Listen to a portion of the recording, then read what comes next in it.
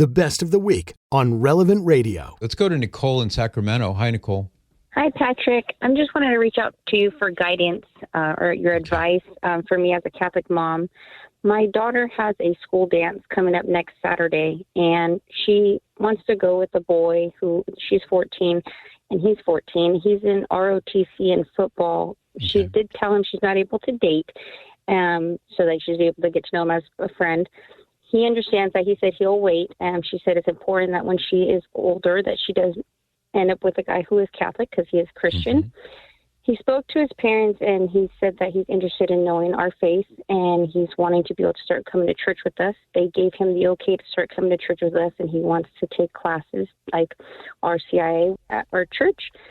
But he hasn't started coming to church with us yet because this is all fresh and new. So I'm just trying to do the right thing and trying to help guide her and make sure I'm not letting her jump too quick on getting to know him as a friend because she's not able to date. So the dance is next Saturday.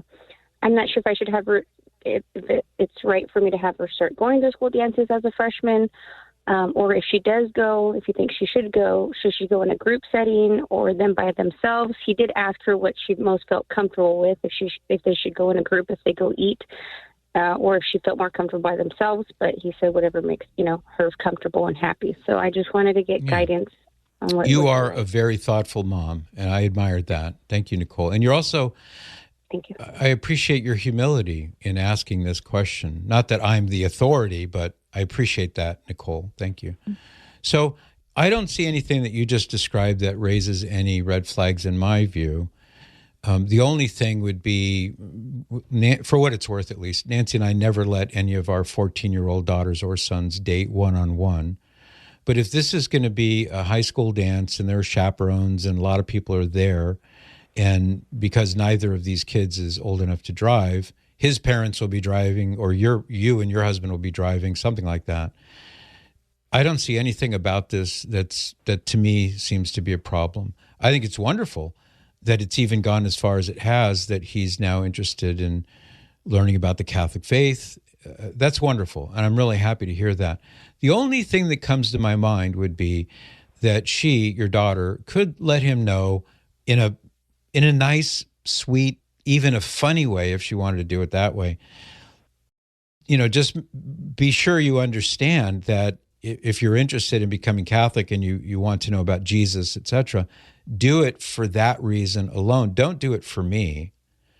And it doesn't mean, of course, that because you're doing this, that I'm therefore like your girlfriend, or that you have some kind of a claim on me. And I don't know how she would say it, but she could probably get that point across in a fun-loving kind of way, so that in his 14-year-old brain, he's not thinking, oh, okay, well, now I'm Catholic, now I'm doing this religion thing, therefore I've got some sort of claim on her. Mm-hmm. They're obviously far too young for anything like that. And it may not necessarily need to be expressed verbally or explicitly, but I think that's just one thought that comes to my mind. So this young man, he's earnest, he likes your daughter, he wants to leap over whatever hurdles might be in the way of being able to spend time with her. I admire that. He's got pluck, and that's good in a young man. So maybe the best thing I could suggest, Nicole, would be for you and your husband, just keep an eye on that aspect of it, so that he doesn't feel as though by playing the religion card, he somehow now has like dibs on your daughter. Does that make sense? Okay. Yes. Thank you very much. You're welcome. But you sound like a great mom, and I'm sure your daughter will be pleased. This is one of I'll leave it at this, Nicole. This is one of those things about children becoming teenagers becoming young adults, is there's a beautiful gradual unfolding of the person's awareness of the opposite sex and the awareness of things like love and married love. I mean, it's a beautiful process of growing into that. And as mom and as dad, part of the process is learning how to continuously give more and more freedom. That's a process, and it happens differently and to different speeds, let's say, with different children, because everybody's different.